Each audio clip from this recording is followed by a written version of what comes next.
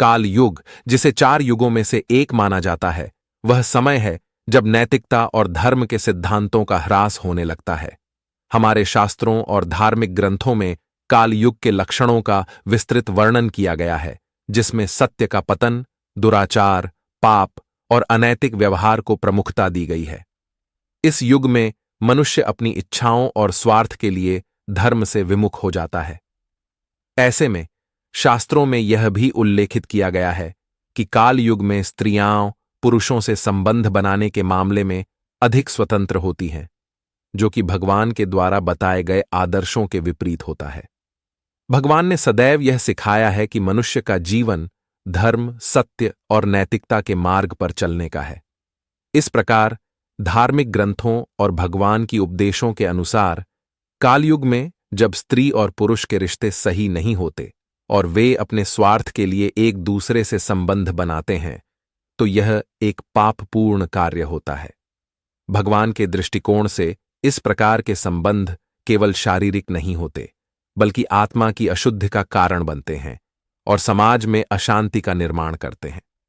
भगवान श्री कृष्ण ने भगवद गीता में जीवन के सिद्धांतों का पालन करने की आवश्यकता पर बल दिया है।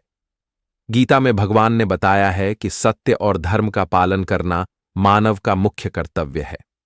भगवान का कहना था कि धर्म क्षेत्रे कुरुक्षेत्रे संवेता युयुत्सवः। इस श्लोक का अर्थ है कि हर व्यक्ति को अपने कर्मों में धर्म का पालन करना चाहिए। यदि किसी स्त्री या पुरुष का जीवन रिश्तों और प्रेम के मामलों में स्वार्थ पर आधारित होता है, तो वह उनके आत्मा को अशुद्ध करता है और समाज में असंतुलन पैदा करता है। कालयुग का वर्णन करते हुए भगवान ने कहा था कि इस युग में पुरुषों और स्त्रियों का आचार व्यवहार धर्म से हटकर हो जाएगा। जब स्त्रियां अपने स्वार्थ के लिए अन्य पुरुषों से संबंध बनाती हैं या अनैतिक कार्य करती हैं, तो यह उनके जीवन के उद्देश्य को विकृत कर देता है। इस पर भगवान के दृष्टिकोण को समझने के लिए हमें विभिन्न शास्त्रों का अध्ययन करना होगा। मनुस्मृति में भगवान ने स्त्रियों को सम्मान और गरिमा देने का आदेश दिया है। इसमें यह भी बताया गया है कि एक स्त्री का जीवन उसके पति और परिवार के लिए होता है।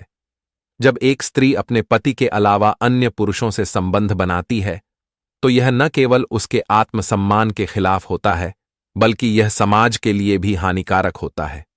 भगवान ने मनुस्मृति में यह भी कहा कि स्त्री का आचरण पति की इच्छा और समाज की नीतियों के अनुसार होना चाहिए।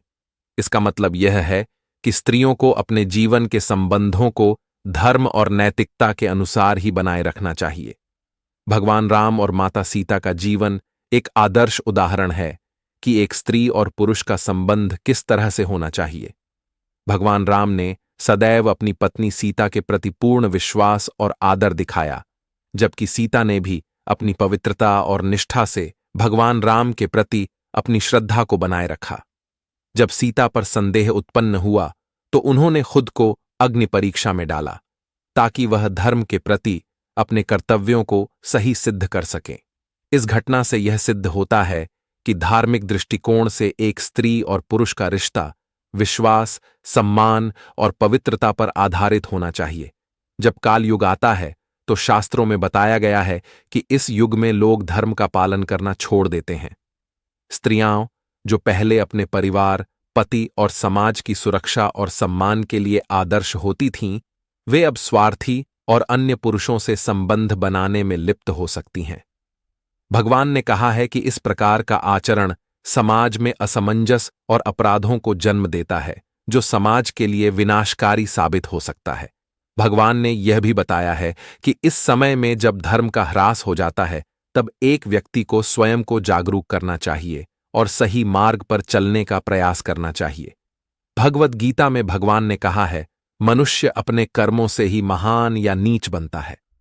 इसका अर्थ यह है कि एक व्यक्ति के अच्छे या बुरे कर्मों का प्रतिफल उसके जीवन पर पड़ता है। धार्मिक दृष्टिकोण से यह महत्वपूर्ण है कि स्त्रियां और पुरुष एक दूसरे के साथ सम्मानपूर्वक और सत्य के रास्ते पर चलें।